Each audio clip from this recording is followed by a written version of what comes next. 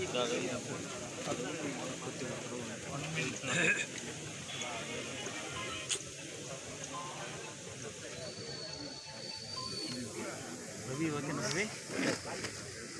అన్న. అందరికీ నమస్కారం. ఈరోజు చిత్తూరు జిల్లా పొంగనూరులో జరిగిన ఘటన చాలా దిగ్భ్రాంతికరం. ఎందుకంటే ఒక ఎంపీ హోదాలో ఉండి గుట్టు చప్పుడు కాకుండా దొంగదారిలో 8 గంటలకు పొంగనూరు పట్టణానికి విచ్చేసి గత 5 సంవత్సరాల్లో వాళ్ళ పాపాలను పసిగట్టి వాళ్ళు ఎవరి దగ్గర అయితే భూములు దోచుకున్నారో, ఎవరెవరికి బాకీ పడున్నారో, రైతులైతేనేం ప్రజలైతేనేం వారి దగ్గరికి వెళ్ళి ప్రశ్నిస్తే రాళ్ల దాడి చేసిన వ్యక్తి ఎవరన్నా ఉన్నారంటే అది మిథున్ రెడ్డి అని మీకు చెప్తున్నా. ఎందుకంటే ప్రభుత్వం ఏర్పాటయ్యి ఇంకా 40 రోజులు కూడా కాలేదు.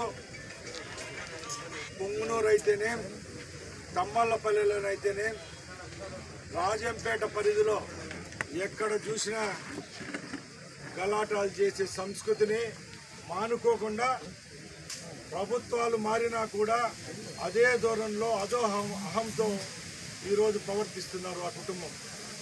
మొన్న చూశారు తమ్మళ్ళపల్లిలో వాళ్ళ చిన్నాయన ద్వారకనాథ్ రెడ్డి వచ్చి అక్కడ ఎవరైతే రైతులు ఉన్నారో అక్కడున్న ప్రజలు గో బ్యాక్ ద్వారకనాథ్ రెడ్డి అంటే అక్కడ కూడా వాళ్ళ మీద దాడి చేయడం జరిగింది. ఈరోజు పొంగనూరుకి దొంగగా వచ్చి అక్కడ ప్రాజెక్టులలో భూములు కోల్పోయిన వారు ఎవరైతే వాళ్ళ వల్ల దెబ్బతిన్న వాళ్ళు 5 సంవత్సరాల నుంచి ఉన్నారో వాళ్ళు అక్కడికి వెళ్ళి వారితో మాట్లాడి వాళ్ళ సమస్యల గురించి చెప్పేదానికి పోతే లోపల నుంచి దొంగచాటున రాళ్లతో దాడి చేయడం జరిగింది. రాష్ట్రంలో ప్రజలు చూస్తూ ఉన్నారు. మన రాయలసీమలో నిజమైన మగవాళ్ళు ఎవరన్నా ఉంటే ముందుకొచ్చి దాడి చేయాల. ఆ రోజు ప్రభుత్వంలో ఉన్న రోజుల్లో ఒక మాజీ ముఖ్యమంత్రి 14 సంవత్సరాలు ఈ రాష్ట్రాలను ఏలిన ఆయన ప్రాజెక్టులు బాట అని చెప్పి తమ్మళ్ళపల్లి నియోజకవర్గానికి పొంగనూరు నియోజకవర్గానికి వస్తూ ఉంటే ఆ రోజు అధికార మదంతో పోలీసులను అడ్డం పెట్టుకొని అక్కడ కూడా రాళ్ల దాడి చేసి వందలాది మంది తెలుగుదేశం కార్యకర్తలపై దొంగ కేసులు పెట్టించి జిల్లాల నుంచి బహిష్కరించిన సంస్కృతి వాళ్ళకే దక్కింది. ఇప్పుడు మళ్ళా ప్రభుత్వం మారినా కూడా ప్రజల మధ్య విద్వేషాలు రెచ్చగొట్టి ఎక్కడో అక్కడ గలాటాలు పెడితేనే మా ఉనికి ఉంటుందని పెద్దిరెడ్డి కుటుంబం చేస్తున్న ఈ పైశాచికం ఇప్పుడు కన్నా మానుకోవాలి. ఎందుకంటే శాంతియుతంగా 40 రోజులైంది ప్రభుత్వం ఏర్పాటై మా ముఖ్యమంత్రి గారు ఒక్కటే చెప్పారు, మనం జగన్మోహన్ రెడ్డి చేసినట్టు తప్పులు చేస్తే మనకు కూడా ప్రజల్లో వ్యతిరేకత వస్తుంది. మనం ఏదైనా ఉంటే చట్టపరంగా న్యాయపరంగా ఎవరైతే పేదల భూములు కాజేశారో, ఎవరైతే గవర్నమెంట్ ఆస్తులు కాజేశారో, ఎవరైతే మన కార్యకర్తల పైన దాడులు చేశారో వాళ్ళందరినీ చట్టం పరిధిలోకి తీసుకొని వచ్చి మనకు న్యాయం చేస్తామని చెప్పడంతోనే ఈరోజు తెలుగుదేశం శ్రేణులైతేనే మనమైతేనే అందరం ఆయన మీద నమ్మకంతో గమ్మునున్నాం. అంతే తప్పక చేతులు గాజులు దొడుక్కొని ఎవ్వరము లేం. మేము మిథున్ రెడ్డికి పెద్దిరెడ్డి రామచంద్రారెడ్డికి సవాల్ విసురుతున్నాం. నువ్వు ఏ గడ్డ పైన పుట్టింటే మేము అక్కడే పుట్టాం. ఇదే నియోజకవర్గాల నుంచి మేమున్నాం.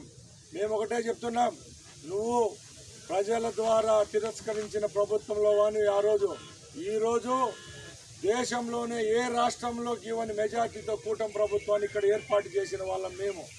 మా నాయకుడు చెప్పిన విధంగానే మేము ఎంతో శాంతియుతంగా గాంధేయ మార్గంలోనే ఉన్నాం. ఎక్కడన్నా సమస్యలు వస్తే వెళ్తున్నాం. ప్రజలకు ఏ సమస్యలు ఉన్నాయి తీర్చేదానికి ప్రయత్నిస్తున్నాం తప్పక ఎక్కడ హింస అనే పదానికి చోటు లేకుండా ఈ 40 రోజుల నుంచి మేమున్నాం. ఈరోజు నువ్వు చేస్తూ ఉండేది ఏంటంటే నీకు 5 సంవత్సరాలు 30-40 మంది పోలీసు వాళ్ళు పెట్టుకొని ఇక్కడ ప్రాంతాల్లో తిరిగిన మీరు ఈరోజు మీకు పోలీస్ సెక్యూరిటీ కూడా లేదంటే మీ పరిస్థితి అర్థం చేసుకోవాలా. కోర్టుకు వెళ్ళి పోలీసులను గన్మెన్లు తెప్పించుకొని నియోజకవర్గాలకు వచ్చే ప్రయత్నంలో మీరుంటే మేము ఈరోజు శాంతియుతంగా ప్రజలకు సంబంధించిన ఏ విషయంలోనైనా ప్రజల దగ్గరికి పోయి మేము పరిష్కరించేదానికి మేము ప్రయత్నిస్తున్నాం. మిథున్ రెడ్డికి అయితేనేం, రామచంద్రారెడ్డికి అయితేనేం, ద్వారకనాథ్ రెడ్డికి మేము ఒకటే చెప్తున్నాం.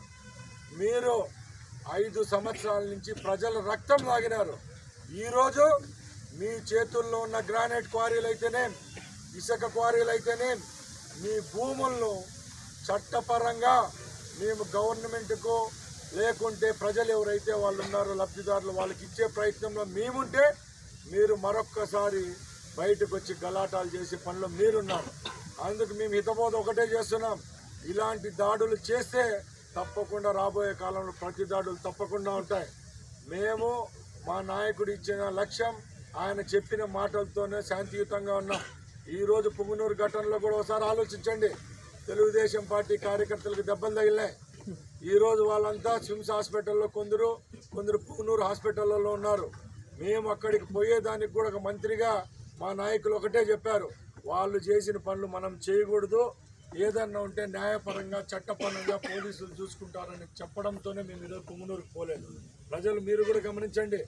వాళ్ళ దాకా దొంగగా కేసులు పెట్టి రాత్రికి రాత్రే పెళ్ళాళ్ళు, అక్కలను, చెల్లెళ్ళు ఇండ్లకు పోయి బెదిరించే సంస్కృతి మీదైతే మేము చట్టపరంగా ఏ అయితే చేయాలో అధికారులతో మాట్లాడి చట్టం పరిధిలోకి తీసుకొచ్చే పనిలో మేమున్నాం. మేము ఇంకా ఒకటే చెప్తున్నా, రేపు రాబోయే కాలంలో కూడా వాళ్ళు సంపాదించిన ఆస్తులైతేనే, భూములైతేనే, క్వారీలైతేనే వాళ్లకు దక్కకుండా పోతాయనే